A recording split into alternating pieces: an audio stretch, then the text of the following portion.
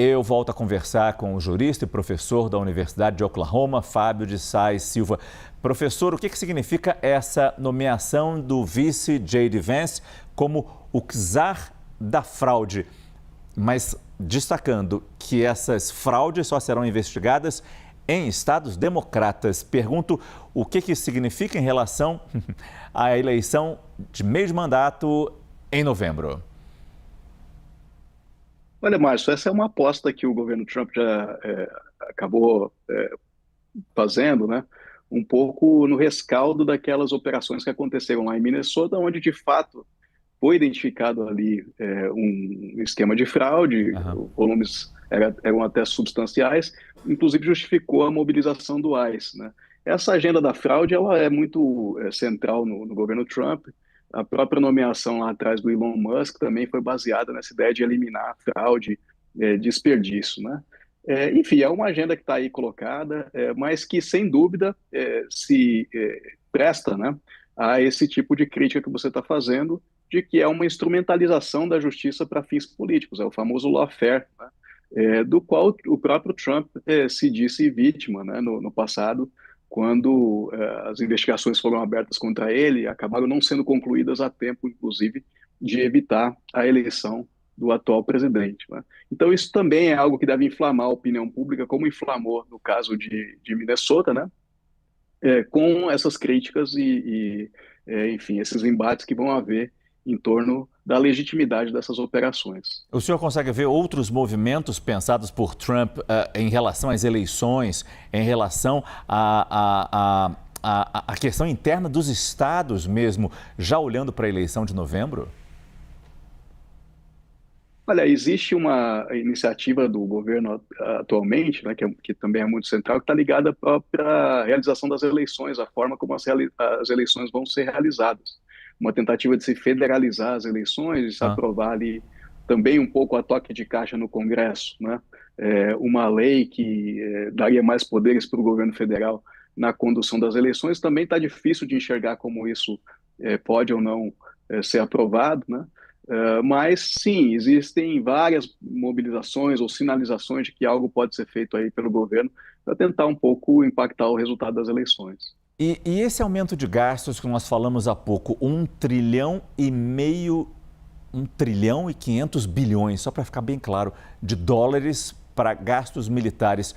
O quanto isso pode afetar a posição dos republicanos nessa disputa, professor?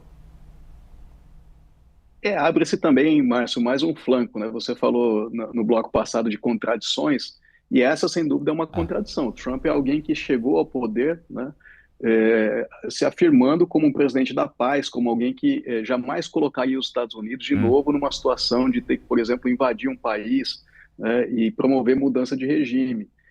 Mas o que foi feito, por exemplo, na Venezuela e agora está sendo feito no Irã, né, contradiz, para usar aqui a expressão que você usou, essa orientação que inspirou muita gente, inclusive no MAGA, né? Então tem algumas defecções no próprio MAGA, nesse movimento aí, que acaba tendo o Trump como a figura mais expressiva, né?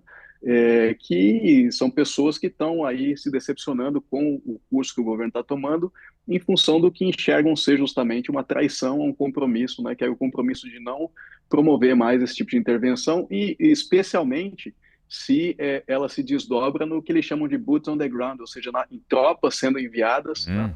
Hum. Inclusive correndo o risco de perder vidas aí americanas nesse processo. A popularidade de Trump já não é boa nos Estados Unidos. Pergunto como esse aumento do orçamento militar pode impactar ainda mais as pesquisas de opinião, professor.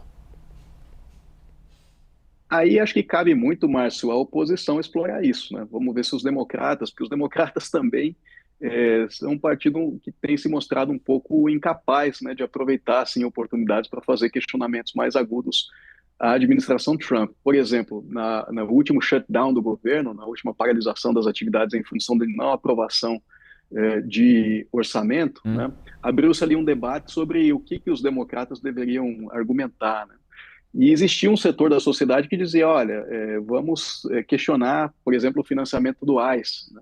E os democratas foram muito hesitantes ali em fazer isso. Algumas semanas depois, com as operações do ICE em Minnesota, foi se criando um caldo nos Estados Unidos de questionamento do ICE e os democratas tinham perdido a oportunidade de se colocar à frente desse questionamento, né?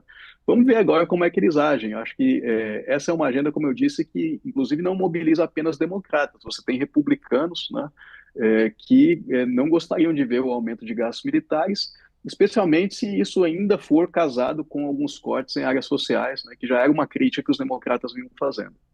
Pontos importantes que o senhor levanta. Muito obrigado. Eu conversei com o jurista e professor da Universidade de Oklahoma, Fábio de Sais Silva. Professor, mais uma vez, muito obrigado e boa noite. Eu agradeço, boa noite e boa Páscoa para vocês. Para todos nós, muito obrigado.